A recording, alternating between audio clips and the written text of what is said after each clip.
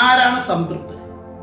ഉടനെ നമുക്ക് വരുന്ന ഉത്തരം ലോകത്തുള്ള ഏറ്റവും വലിയ ധനികരാണോ, അധികാര സ്ഥാനത്തിരിക്കുന്നവരാണോ? അല്ല.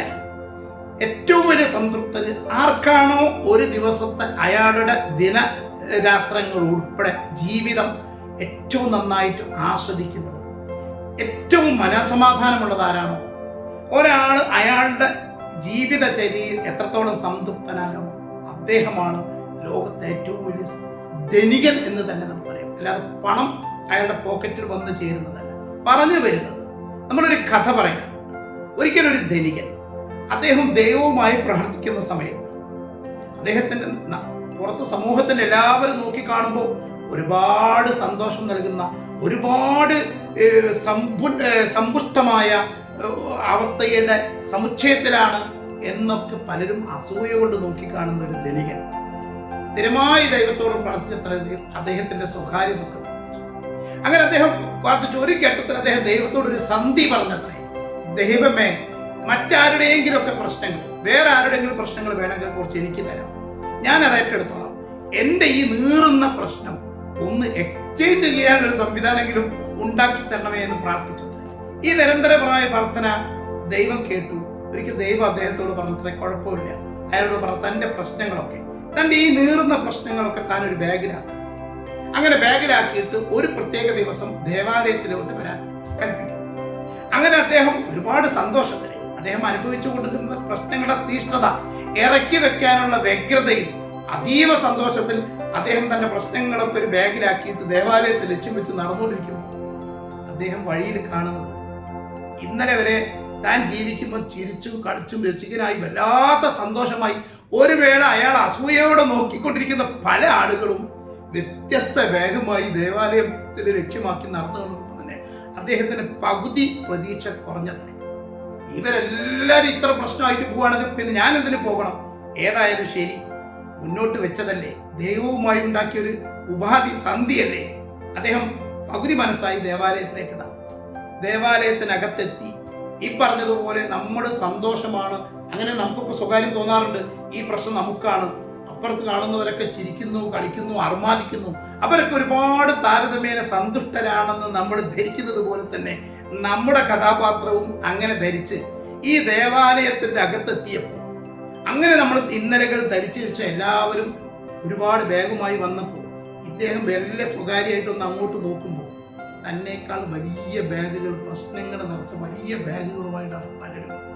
അങ്ങനെ എല്ലാവരും ദൈവത്തിന്റെ കൽപ്പന വന്നത്രേ, എല്ലാവരും അവരവരുടെ ബാഗുകൾ ഒരു പ്രത്യേക സ്ഥലത്ത് വെക്കാൻ പറഞ്ഞു. മുഴുവൻ ആളുകളും വെച്ചിട്ട് ദൈവത്തിൻ്റെതായ ചില പ്രഖ്യാപനങ്ങളൊക്കെ നടത്തിയിട്ട്, ഒരു കാര്യം ചെയ്യൂ, നിങ്ങൾക്ക് ഇഷ്ടമുള്ള ബാഗ് ഏതായിരുന്നാലും പ്രശ്നങ്ങൾ പൂർണ്ണമായും പരിഹരിക്കാൻ ദൈവം കരുതില്ല.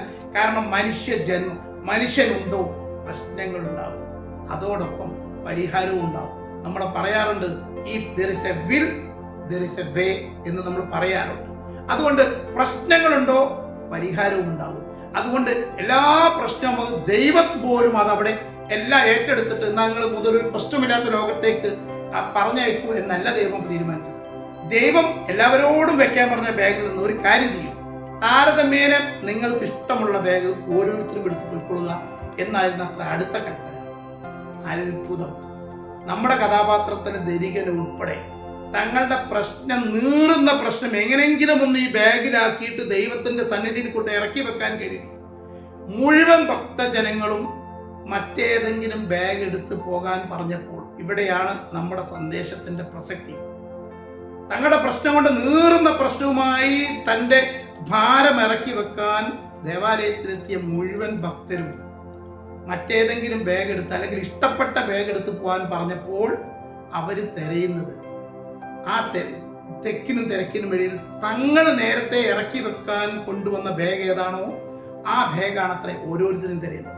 ഇതിൽ നിന്ന് നമുക്ക് മനസ്സിലാക്കാം, മറ്റു പലരുമായി സംവദിക്കാൻ തുടങ്ങുമ്പോൾ, മറ്റുള്ള പലരുടെയും പ്രശ്നങ്ങൾ നമ്മൾ മനസ്സിലാക്കാൻ തുടങ്ങുമ്പോൾ മെല്ലെ മെല്ലെ മെല്ലെ ഏറ്റവും സന്തുഷ്ടൻ താനാണ്.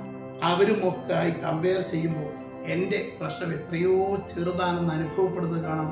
രസകരെന്ന് പറയട്ടെ, എല്ലാവരും അവരവരുടെ ബാഗുകൾ എടുത്ത് നമ്മുടെ കഥാപാത്രവും ഇപ്പറഞ്ഞതുപോലെ അദ്ദേഹത്തിനും വല്ലാത്തൊരു ആദ്യത്തെ ഓരോരുത്തർ ബാഗ് എടുക്കുമ്പോൾ എന്നാൽ എൻ്റെ ബാഗ് ആരും എടുത്തു കൊണ്ടുപോകല്ലേ എന്ന് അദ്ദേഹം മനസ്സുകൊണ്ട് ആഗ്രഹിച്ചു.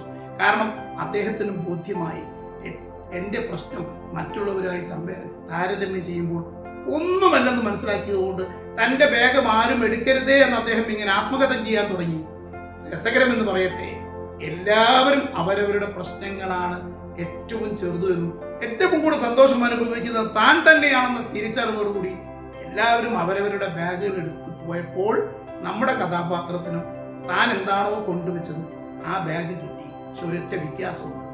ഇദ്ദേഹം ഉൾപ്പെടെ മുഴുവൻ ആളുകളും ദൈവത്തിന്റെ സമക്ഷത്തിലേക്ക് പോകുമ്പോൾ നമുക്ക് കഴിയാത്ത, സഹിക്കാൻ കഴിയാത്ത അത്രയും ബുദ്ധിമുട്ടും പ്രാരാബ്ധവും പ്രശ്നങ്ങളും ഒക്കെ നിറച്ച ബാഗാണ് കൊണ്ടുവച്ചതെങ്കിൽ തിരിച്ച് ആ ദേവാലയത്തിൽ നിന്ന് ഇറങ്ങുമ്പോൾ ഇത് തനിക്ക് താങ്ങാവുന്നതേ ഉള്ളൂ, ഇതെനിക്ക് അഡ്ജസ്റ്റ് ചെയ്യാവുന്നതേ ഉള്ളൂ, ഇതിനെനിക്ക് ഓവർകം ചെയ്യാവുന്നതേ ഉള്ളൂ എന്ന ഒരു മൈൻഡ് സെറ്റോട് കൂടിയാണ് അവരൊക്കെ ദേവാലയം വിട്ടുപോയത്. ദൈവം അവർക്ക് കൊടുത്തിരിക്കുന്ന ഏറ്റവും വലിയ സിദ്ധി എന്തായിരുന്നു വെച്ചാൽ, നിങ്ങളുടെ പ്രശ്നങ്ങളൊക്കെ ഇവിടെ വെച്ച് പൊയ്ക്കൊള്ളൂ എന്നല്ല ദൈവം പറഞ്ഞത്. പകരം ദൈവം കൊടുത്തിരിക്കുന്ന സിദ്ധി എല്ലാവരും അവരുടെ പ്രശ്നങ്ങൾ തന്നെ തിരിച്ചു കൊണ്ടുപോയി. ഒരു വ്യത്യാസമുള്ളൂ, അതാണ് നമുക്ക് പഠിക്കാനുള്ളത്. ആ പ്രശ്നങ്ങളൊക്കെ അവർക്ക് തിരിച്ചു കൊടുത്ത ദൈവം അത് പരിഹരിക്കാനുള്ള, അത് അതിജീവിക്കാനുള്ള അസാമാന്യമായ ഒരു മനക്കരുത്തും കൂടെ ദൈവം അവർക്ക് തിരിച്ചു കൊടുത്തു എന്നതാണ് ഏറ്റവും വലിയ ഗുണപാഠം. ഞാൻ നേരത്തെ ആവർത്തിക്കുന്നു, if there is a will, there is a way. സർവ പ്രതിസന്ധികളെയും അതിജീവിക്കാനുള്ള മനസ്സ് നിങ്ങൾക്കുണ്ടോ, വിജയം പ്രശ്നങ്ങളൊക്കെ ഇല്ലാതായി 100% സന്തുഷ്ടമായ വിജയഭേരി നിങ്ങളെ കാത്തിരിക്കും.